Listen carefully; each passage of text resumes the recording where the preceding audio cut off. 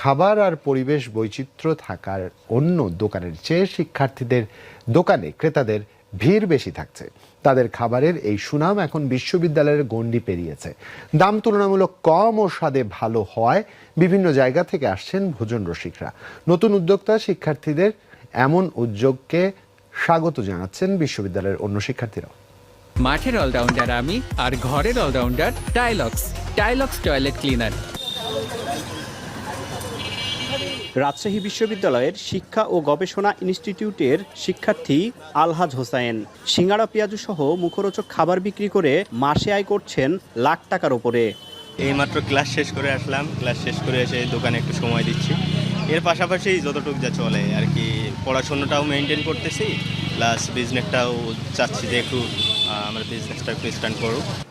শুধু আলহাজ নয়, রাবি শিক্ষার্থী ইজমা খাতুন, আব্দুল